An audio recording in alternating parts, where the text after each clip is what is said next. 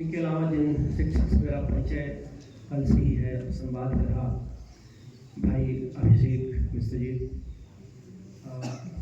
साथ ही मंच पर बैठी हुई मेरी धर्मपत्नी सुनीता जी, सभागार में बैठे हुए हमारे सम्मुख इस आवासीय विद्यालय परिसर के विविध विभागों के शिक्षक साथी, संगीत विभाग के लोग और साथ में प्यारे बच्चों।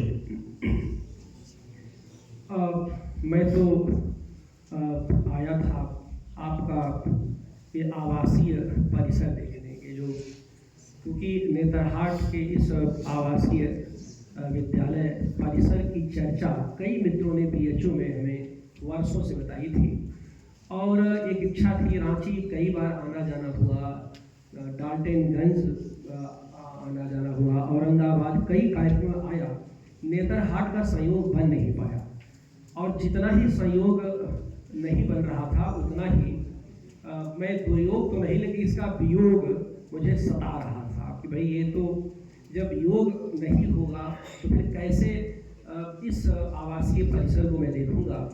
आपके विद्यालय के जो एलुमनाई हैं, जो पूरा छात्र हैं, बहुत बड़े बड़े पदों पर मौजूद है। उसमें से 2-4 मेरे मित्र भी रहे और वो कई मित्रों ने मुझे बताया कि आप जब कभी रांची या डाल्टनगंज के रास्ते जाएं तो नेतरहाट जरूर रुके। मेरे ही एक मित्र हैं, बड़े यशस्वी आलोचक हैं हिंदी भाग में, महेंद्र प्रसाद कुशवाहा जी, वो तो बार बार कहते हैं कि सर जब तक आप वहाँ नहीं जाएंगे तब तक मैं मानूंगा कि आपने बिहार को नहीं देखा है। आज सचमुच में हमारे बच्चों ने जिस तरह से प्रस्तुति दी, इस विद्यालय परिवार ने जैसा सम्मान किया, जैसा आदर दिया, उसके लिए मैं पूरे विद्यालय परिवार के प्रति बहुत ही आभारी हूँ, बहुत ही कृतज्ञ हूँ। सबसे बड़ी बात है कि आपके यहाँ जो प्रतिभाएं तो बहुत ज़्यादा होती हैं, आपकी प्रतिभाएं, आपके बच्चों की प्रतिभाएं बहुत विस्फोट करती हैं। यानी इतना नवाचार है इन बच्चों में। 2 बच्चों ने जो कृष्णा सोमदीप ने प्रस्तुति दी, बच्चन जी की कविताओं के, निराला कविताओं का जैसा पाठ यहाँ के बच्चों ने किया, सचमुच में मैं बहुत भाव विभोर हो गया सब सुन करके। और सबसे बड़ी बात है कि कोरोना काल में कोयलिया जितना कूकी बनारस से, वो भी आपने पुकार दिया यहाँ नेतरहाट में भी, कोयलिया यहाँ भी कूक गई। ये कोरोना काल की कविता है और बहुत ही मार्मिक कविता थी। इसमें लिखा, बहुत लोगों ने इसको गाया है। इस निर्जन में सब कुछ ठहरा, बासी है सब फूल, सूख गई है मन की काया, केवल हरे बबूल, कोयलिया जल्दी कूकोना, कोयलिया जल्दी कूकोना। इस राग में तमाम संगीतकारों ने अपना स्वर लिया है। तो वह दौर था। और सबसे बड़ी बात इसके अलावा एक समझिए कि जो उसकी चुनौतियाँ थी कोरोना काल की, मतलब एक दूसरे को हम स्पर्श नहीं कर सकते थे। पति पत्नी के बीच भी एक तरह का विरोधात्मक दूरी थी, मतलब वो टच मी नॉट की दूरी थी। उस दौर की एक विचार थी। ये भी देखिए उस बीच में मनुष्य जो साहित्य का उद्देश्य क्या है, साहित्य के सरोकार क्या है, इसका विषय रखा गया है कि सब कुछ के बावजूद मांगलिक विधान की रचना करना, मनुष्य को आगे बढ़ने के लिए, सतत जीने के लिए प्रेरित करना। अब मुझे पता नहीं था कि ये कविता कैसे पहुंची और हिंदी विभाग के अध्यक्ष के माध्यम से पहुंची या कहीं से बच्चों ने लिया। पीछे कविता लगी है गुलमोहर। अब आप सोचिए उस दौर में केवल गुलमोहर था जो खिलखिला रहा था। मई जून के महीने में आदमी तो अपने अपने घरों में कैद था। तो इस कविता का एक मैसेज भी था कि धूप खड़ी है, हवा शब्द है कि अपने चटक लाल रंगों से अभी भी खिलखिला रहा है। मैं यहाँ पर प्राचार्य जी को बताना चाहता हूँ, उस दौर में इन कविताओं को लिखते हुए और अन्य कवियों की कविताओं और साहित्य को पढ़ते हुए मैंने एक नया सिद्धांत दिया था हिंदी साहित्य में। वो था कोरोजीवी सिद्धांत, कोरोजीवी कविता का सिद्धांत। कोरोजीवी कविता के सिद्धांत का एक ऐतिहासिक परिवेश रहा है, जो महामारी के बीच साहित्य के सरोकारों को संबोधित करने वाला साहित्य होगा, उसे मैं कोरोजीवी कहा। और वो जो कोरोजीवी साहित्य की बात मैं कर रहा था, उसमें आप पढ़ेंगे जो पुस्तक मैंने आपको दी है, उसमें एक अध्याय इसी पर है कि रविदास जी तुलसीदास जी, कबीरदास जी, ये तो मध्यकाल के संतों ने अपने समय की महामारी में कैसे साहित्य को सकारात्मक सोच के दायरे में मानवीय चेतना के निर्माण के लिए उद्यत किया। और ये जो प्लेग की महामारी बच्चों आप जानते हो 430 ईसा पूर्व में ग्रीक एथेंस में हुई थी। दुनिया की पहली रिकॉर्डेड महामारी है। और उस महामारी जो प्लेग पहली बार धरती पाया 430 बीसी में आया, जब स्पार्टा और एथेंस का सीज हो गया था और तमाम बॉर्डर सील कर दिए गए तो महामारी फैली थी। उस दौर से लेकर के आज 17 फरवरी 2025 तक का जो साहित्य लिखा गया, उस साहित्य का मूल लक्ष्य था कि विपरीत परिस्थितियों में भी साहित्य अपनी संस्कृति को कैसे बचाए। और साहित्य की जो साहित्यिकता पूरी दुनिया में इसी बात को लेकर के मानी गई कि जब देवता से लेकर के मनुष्य तक सावधान मनुष्य अपने अपने घरों में कैद हैं, तो साहित्य बुनियादी परिवर्तन की अपेक्षा कैसे करे, साहित्य कैसे प्रेरित करे कि समाज में और मनुष्य के चेतना में बुनियादी परिवर्तन हो जाए। क्योंकि मामला महज देह के इलाज का नहीं था, मामला मन को दुरुस्त करना था, संकल्पशील बनाना था, शक्तिशाली बनाना था, ताकि आपकी चेतना का परिसर जितना ही उर्वर रहता है उतना ही तमाम तरह तरह की बीमारियों से आपकी देह मुक्त रहती है। तो ये एक मैंने एक औपचारिक जो प्रसंग था और एक जो मैं भाव विभोर हुआ आपके इस स्वागत और सम्मान से, इसके लिए मैं पुनः आपके प्रति अपनी कृतज्ञता ज्ञापित करता हूँ। निश्चित रूप से बच्चों ने कृष्ण स्मृति और हिंदी सरोकार साहित्य के सरोकार विषय पर बहुत अच्छी अच्छी बातें की हैं और बहुत उसको गंभीरता से बहुत विस्तार से जाने का ये अवसर नहीं है। और 100 साल जिस लेखिका के आज पूरे हो रहे, कल उनकी जन्म शती है, आज ठीक एक दिन पहले, तो जन्म शती वर्ष के ठीक एक दिन पहले नेतरहाट विद्यालय ने जो ये अवसर दिया है, इसकी गूंज बहुत दूर तक सुनाई देगी, इतना मुझे यकीन है। जर्मन नाटककार बर्टोल्ट ब्रेख्ट बड़े मशहूर नाटककार है। उन्होंने 20वीं सदी के साहित्य के जो सरोकार की बातें कहते हुए एक बड़ी महत्वपूर्ण बात कही कि 20वीं सदी का साहित्य नहीं, आगे आने वाली सदी को, उसमें 21वीं सदी का साहित्य भी आप मान लें, जिसमें कि पोस्ट ट्रुथ की बड़ी चुनौतियां हैं, उत्तर सत्यवाद की बड़ी चुनौतियां हैं। और उत्तर सत्य यह पूरी दुनिया का नया सिद्धांत है जो 2016 में से चालू हुआ। 2016 में ऑक्सफोर्ड डिक्शनरी ने इसको दुनिया का सबसे ज्यादा उपयोगी शब्द माना था, पोस्ट ट्रुथ। तो 20वीं और 21वीं सदी का जो आप साहित्य देख रहे हैं, तो बर्टोल्ट ब्रेख्ट ने कहा था एक बार, और वहीं से मैं बस 5-10 मिनट ही बोलूंगा, बच्चों के अनुकूल जो रहेगा उनके अनुसार रहेगा। उसने कहा था कि देखो, एक इंटरव्यू में कहा था, देखो 20वीं सदी या आगे आने वाली सदी का साहित्य अलंकारों और रूपकों की रक्षा का साहित्य नहीं होगा। तो किसका साहित्य होगा? कहा कि देह की त्वचा की रक्षा का साहित्य होगा। देह की त्वचा, ये बर्टोल्ट ब्रेख्ट के शब्द हैं। यानी आप कहने का से कि 20वीं सदी के पहले जो पूरा साहित्य का संघर्ष चल रहा था, भाई कैसे अलंकार बनाया जाए, कैसे छंद बनाया जाए, कैसे रस हुआ जाए, उनका अभी बातें नहीं चलेंगी। और हिंदी जगत में यही काम भारतेंदु हरिश्चंद्र, महावीर प्रसाद द्विवेदी, पूरा छायावाद और आगे के, क्योंकि जो हिंदी गद्य की विकास की प्रक्रिया शुरू हुई, तो आप सबको पता है कि 19वीं सदी के पहले हिंदी कविता की भाषा ब्रज भाषा थी, लोक भाषाएं थी। लेकिन कैसे विचार संपन्नता के दायरे में खड़ी बोली हिंदी को प्रयोग किया जाए, और उसके लिए आप सब जानते हैं कि एक बड़ा संघर्ष हुआ। भारतेंदु हरिश्चंद्र बनारस में थे और उन्होंने सबसे बड़ी चुनौती उनके सामने थी कि हिंदी को कचहरियों की भाषा कैसे मान्यता प्राप्त दी जाए, क्योंकि वहाँ पर फारसी लिपि स्वीकार्य थी। ये सब चीजें चलते चलते आई और आप सब जानते हैं कि 20वीं सदी का पूरा जो साहित्य है वो बहुत ही प्रगतिशील जनवादी साहित्य रहा, जिसने जन आकांक्षाओं को स्वर दिया। प्रमुख बात है कि जन आकांक्षाओं को स्वर वहां से मिलता रहा। और आप देखिए कि 1950 तक हिंदी कथा साहित्य में प्रेमचंद थे, बहुत सारे लेखक थे, लेकिन कविता केंद्रित सरोकार कविताएं खूब लिखी जा रही थी, खूब सराही जा रही थी। यद्यपि प्रेमचंद थे वहाँ पर, प्रेमचंद ने 1936 में साहित्य के सरोकार, साहित्य के उद्देश्य पर उन्होंने बहुत बड़ी बातें की थी। और प्रेमचंद को आज मैं बच्चों के सामने याद करना चाहता हूँ। प्रेमचंद महान, उनको कथाकार सम्राट कहा जाता है। वो कहते थे साहित्य का जो बुनियादी उद्देश्य है मनुष्य के भीतर के सोए हुए देवत्व को जगाना। ये हम सबके भीतर दो पक्ष होते हैं, एक तो जो भावात्मक होता है, दूसरा अभावात्मक होता है। तो स्याह सफेद दोनों है। साहित्य आपकी ताकत, आपकी सृजनशील ताकत का एहसास कराता है और ये बताता है कि आप बहुत कुछ कर सकते हैं, क्योंकि उसी के प्रेमचंद ने कहा कि सोए हुए देवत्व को जगाना।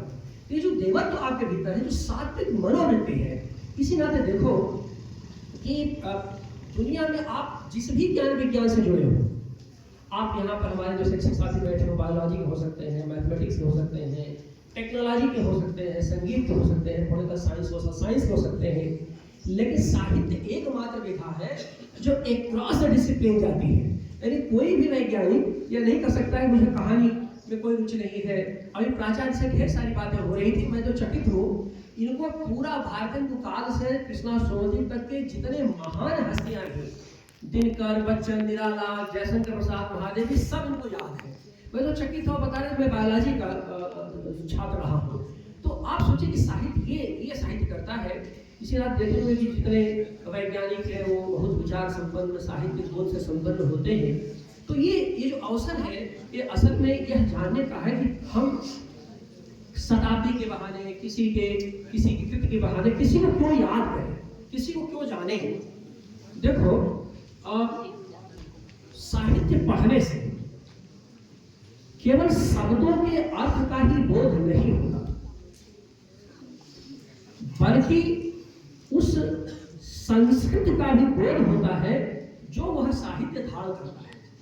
यानी सामान्यतः शब्दों के अर्थ को समझने के लिए कोई साहित्य में नहीं जाता, बल्कि संस्कृति के बोध को विकसित करने के लिए हम साहित्य के पास जाते हैं।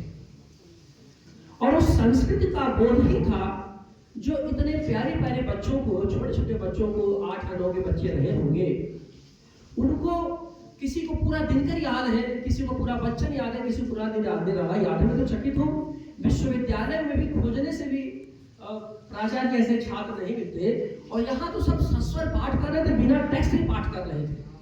और अभी हिंदी विभाग के प्रभारी महोदय बता रहे थे कि एक बच्चा है जिसको राम की शक्ति पूजा पूरी याद है, संयोग से किसी परीक्षा के सिलसिले बाहर गया हुआ है। अब सोचिए कि कुछ विश्वकांत शास्त्री निराला के बाद जानकी वल्लभ शास्त्री, यही मुजफ्फर, जानकी वल्लभ शास्त्री निराला के बाद एकमात्र थे जो राम की शक्ति पूजा का सस्वर पाठ करते थे और पूरा एक वाइब्रेशन परिवेश में होता था। और जानकी वल्लभ शास्त्री पर लगातार कार्यक्रम भी होते हैं, आसपास आप लोग जानते होंगे। तो कहने का मतलब ये जो रिदम है, यह चीजें क्या विकसित करती है। आप सुनते हैं तो आपके भीतर एक सांस्कृतिक निष्ठा का बोध होता है कि हमारी परंपरा, हमारी विरासत कितनी संपन्न है, कितने लोगों से चल करके हमारे भाव हमारे तक पहुंचे हैं। इसी नाते कहा जाता है कि पुस्तक के भीतर का प्राप्त ज्ञान आपके अनुभव को ही समृद्ध नहीं करता, आपके बोध को भी समृद्ध करता है। क्यों? क्योंकि जैसे आप कृष्णा सोमवती को पढ़ोगे, एक प्रसंग चूंकि आज उनका है, तो कृष्णा सोमवती के बहाने 1950 के समाज का ही की समझ नहीं होगी, इसको याद रखना। बल्कि 5000 वर्षों में जो संस्कृत की परंपरा आई थी और जिसको आधार बनाकर उन्होंने लिखा था, जहां प्रतिक्रियाएं हैं, जहां टिप्पणियां हैं, जहां गुस्सा है, जहां नफरत है, और जहां मनुष्य के सात्विक अंतर्वृत्ति भी है, उससे किसी भी लेखक या लेखिका की चेतना का निर्माण होता है। इसी नाते आप देखिए कि 1950 के समाज में पुरुषों की भागीदारी तो बहुत थी। आप देखिए, मतलब पूरा के पूरा भक्ति काल आप देख लीजिए, एक मीरा को छोड़ दीजिए तो भक्ति काल में गिनती के भी महिलाएं नहीं मिलती जिनको आप याद करते हैं। लेकिन कवियों में संत रविदास, जो सर को अभी मैंने किताब दिया, तुलसीदास वहां पर है, कबीरदास वहां पर है, और जैसी से लेकर बड़े बड़े। और आप देखिए यही स्थिति रीति काव्य रही। आधुनिक काव्य देखिए तो सुभद्रा कुमारी चौहान और महादेवी वर्मा और दोनों सखियां थी और इलाहाबाद के प्रयाग महिला विद्यापीठ में दोनों का छात्र जो है मुलाकात हुई थी। लेकिन उसमें यानी पुरुषों की जो संख्या थी लिखने वालों की, उनकी तुलना में महिलाओं की संख्या दगाड़ी थी। क्या वजह थी? वजह ये थी पितृसत्ता का समाज। क्यों? क्योंकि स्त्रियों को ज्ञान के प्राथमिक स्रोतों तक पहुंच से मनाही थी। आप सब जानते हैं उस दौर में कि लड़कियों को माँ बाप विद्यालय पढ़ने नहीं भेजते थे, केवल लड़के पढ़ते थे।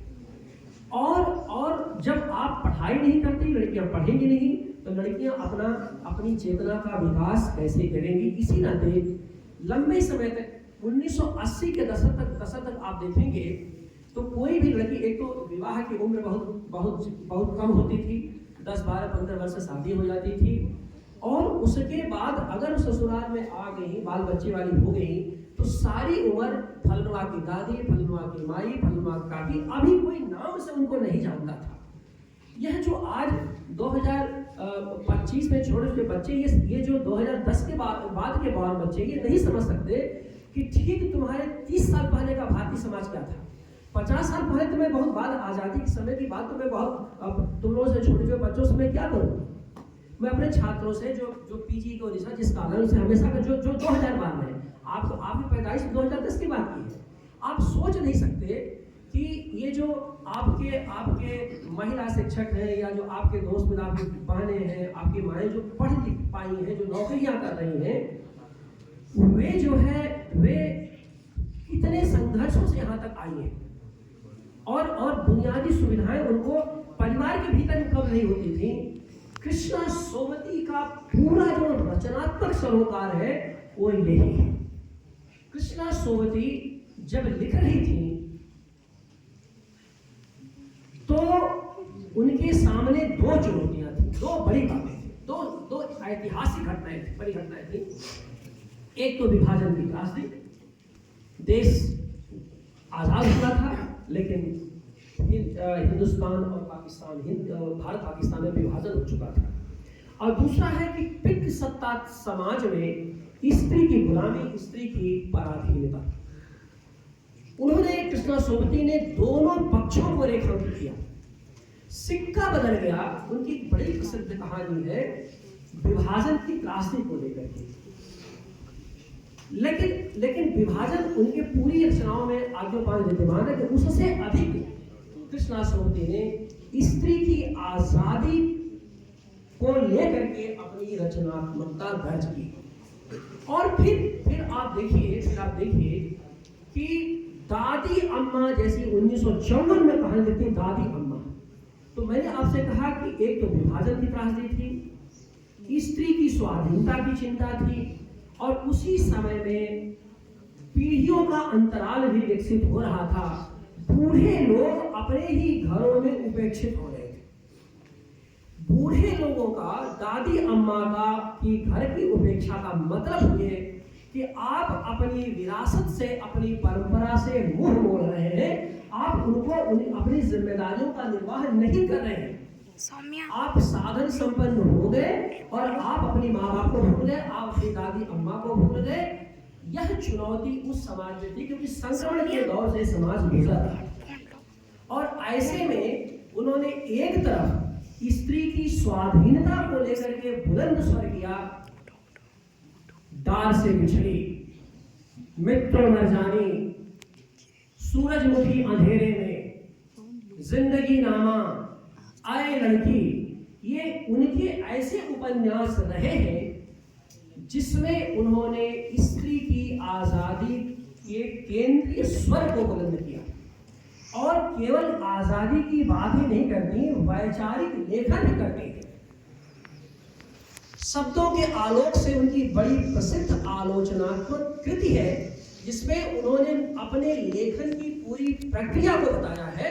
ये जानना जरूरी है बच्चों के भविष्य में जब आप बड़े हो गए, कहीं कोई BHU आएगा, हो सकता है कि आप बड़े हो तो मुझसे फिर कभी मुलाकात हो, आप इलाहाबाद जाओगे, न्यू जाए, कहीं भी जाओगे आप, तो जिंदगी के अभी तो आपके सामने पूरा आकाश है छूने के लिए। तो आप देखिए ये सब जो सारी चीजें थी, स्त्री की स्वाधीनता को लेकर इनकी चिंताएं थी। लेकिन मैं एक बड़ी बड़ी बातें नहीं करूंगा, क्योंकि वो बड़ी बातें थोड़ा बड़े हो जाओगे तब करेंगे। अभी केवल एक बिंदु पर बातें मैं करना चाहता हूँ बच्चों के लिए, कि अपने घर के बड़े बूढ़ों को लेकर के इन लेखिका में कैसी चुनौती थी और क्या चिंता थी, वही चुनौती मैं तुम्हारे सामने रख देना चाहता हूँ बस। अब जैसे कि दादी अम्मा उनकी कहानी है, तो दादी अम्मा कहानी में बूढ़ी सास है और बहू, और बूढ़ी सास से उसका संवाद होता है। बहू का नाम मेहरा है, और जब उसके बाल बच्चे हो जाते हैं, मेहरा ने उनकी बहू के, बहू भी थोड़ी बड़ी होती है, तो बहू और बेटों वाली हो जाते, धीरे धीरे अपनी सास की उपेक्षा करने लगती है। तो जो दादी अम्मा बार बार मेहरा नामक बहू से जो आगे चलकर खुद बूढ़ी होने वाली है, उसे कहती है कि जैसा व्यवहार तुम मुझसे करोगी ना, वैसे ही तुम्हारी बहुएं भी तुम्हारे साथ व्यवहार करेगी। बच्चों इसको याद रखना, इस बात को याद रखना कि जैसा तुम अपने बड़ों के साथ व्यवहार करोगे अपने घर बाहर के संसार में, वैसा ही व्यवहार तुम जब बड़े करोगे तो तुम्हारे आगे आने वाली पीढ़ी भी वैसा ही करेगी। एक संदेश बस के लिए छोड़ना चाहता हूँ।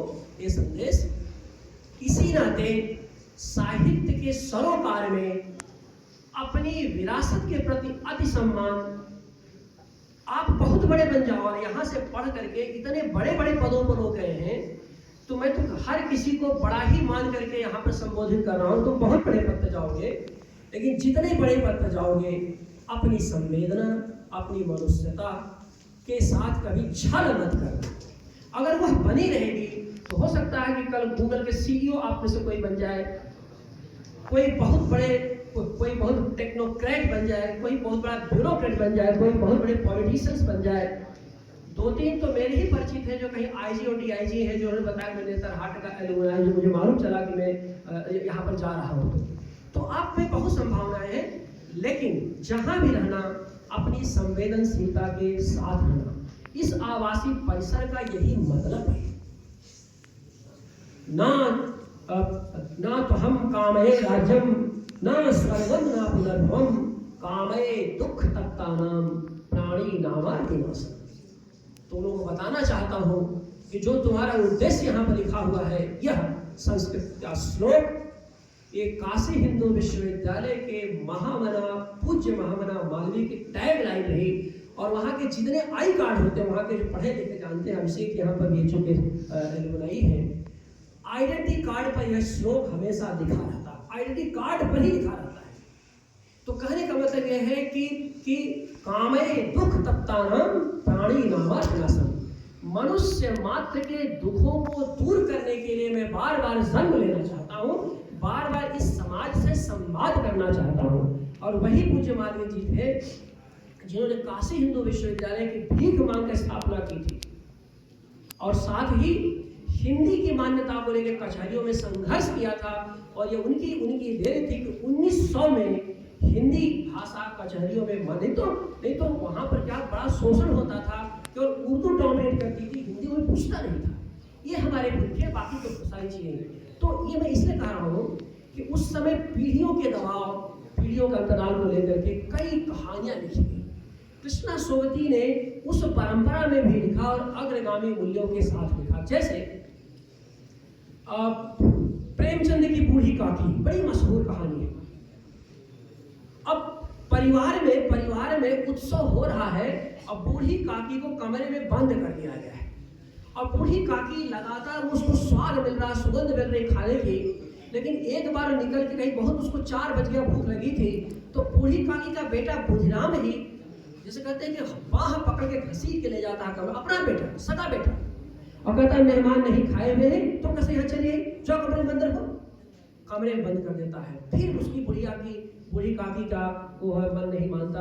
रात 11 बज जाते हैं और तड़प रहती है और सब खा के सो जाते हैं, और रात 11 बजे निकलती है। तो बहुत वो यंत्रणादायक कहानी है। तो जो नतिनी है, नतिनी पूरा दृश्य देखती है तो जानते हो संवेदना देखो, बात पूरी कचौड़ी में नहीं है। बात जो नतनी तुम्हारी उम्र की नतनी थी, नतनी थी, नतनी जो भी, वो जो गुड़िया होती है, खेल वाली गुड़िया प्लास्टिक की, उसमें कुछ गुड़ियाँ चुरा ली थी माँ के डर से, और जाके धीरे से वो काकी को देते, काकी तू खा ले, बहुत मम्मी पापा ने बहुत गलती किया है। जब देखो नई पीढ़ी जो तुम्हारी पीढ़ी थी, जब हमारी पीढ़ी ने धोखा दिया तो तुम्हारी पीढ़ी मेरे बच्चों की पीढ़ी उसको संभाल लिया। मैं ये कहना चाहता हूँ, इतनी ये जो संवेदनशीलता को उजागर करने की, रेखांकन करने की जो पीढ़ी थी, और फिर दादी फिर पकड़ करके ले आती है। दादी की भूख में तड़प रही थी, 2 पूरियों से काम उसका नहीं चला, तो जब लेके आती है आंगन में, तो उसी जगह आती है जब वो झूठी पत्थर चाटने की कोशिश करती है, तो भूख तड़प। तो यह बात बहू को पता चली, तो लज्जा के मारे, अपराध बोध के मारे फिर थाल सजा के ले आई है। दोनों बातें उसमें है, क्योंकि वो प्रेमचंद मनुष्य के नैतिक विवेक को उजागर करना चाहते थे, इसलिए कहानी सकारात्मक सोच, लेकिन जो बीच का हाहाकारी था कि वो संक्रमण काल था। इसी तरह से कृष्णा सोबती की समकालीन थी उषा प्रेमलता, जिनकी बड़ी प्रसिद्ध कहानी वापसी, और वापसी कहानी का भी लगभग ऐसे ही पीढ़ियों का जो अंतराल रहा, उसके परस्पर टकराव की बात थी। भीष्म साहनी उसी पीढ़ी के थे जिनकी कहानी है चीफ की दावत। अब चीफ की दावत में यही है कि भाई वहां भी बूढ़े को कमरे में कैद कर दिया गया और कहा कि हमारा जो अधिकारी है, जैसे मान लीजिए प्रमोशन अधिकारी को कोई बड़ा उनका आदमी आता है जिसको अमेरिकन है उनका बॉस, और घर में अमेरिकन बॉस है, तो कहते हैं भाई हमारी माँ भाई अनपढ़ किस्म के हैं और कपड़ा और उनका साड़ी कपड़ा कुछ है नहीं, तो वो किसी तरह से कहते तो अंदर रहो और बाहर आना। तो अब जो महिला सारी जिंदगी साड़ी पहनी है गाँव की, और सीधे पल्ला नहीं, उल्टे पल्ला नहीं, सीधे पल्ला, अगर को आप समझते हो, उसको उल्टे पल्ला साड़ी कर पहना के बैठाइए। बुजुर्ग 80 साल की माँ है, और ऊपर से ये कही कि जरा सूट पहन लेती तो सबसे अच्छा होता, जिसने सूट कभी देखा ही नहीं, उसने कि तुम सूट पहन लो तो बड़ी आसान, और कंगन चूड़ियां पहन लो। तो माँ ने कहा कि तुम जिस माँ का श्यामलाल नाम है बेटे का, श्यामलाल बेटा, जिस चूड़ियों को पहना करके मुझे सुंदर बना करके 80 साल में बैठा रहे अधिकारी के सामने, तुम्हें शर्म नहीं आती है? कहते हैं वो चूड़ियां तुम्हारी पढ़ाई लिखाई में बिक गई, कहां से चूड़ियां लाऊं? और सुनो, ये अपमान मैं नहीं सहना चाहती, मुझे अब हरिद्वार भेज दो। ये प्रतिरोध है, ये चेतना है। और अंत में जो साहब आता है, तो साहब माँ को देखता है तो वो पूछता है अंग्रेजी में कि हाउ डू यू डू, आप कैसी हैं? तो प्रेमचंद ने उसकी भाषा किया है कि what to do, what to do. क्योंकि माँ अनपढ़ है तो उसको लगा कि यही बोलना है, तो हाउ डू यू डू तो कह नहीं पाती, कहते what to do, what to do. लेकिन साहब जो है वो समझ जाता है, कहता है श्यामला तुम ये क्या कर रहे हो, और माँ का हाथ पकड़ लेता है और कहता है चिंता न करिए, और फिर फुलकारी हमें बना दीजिए।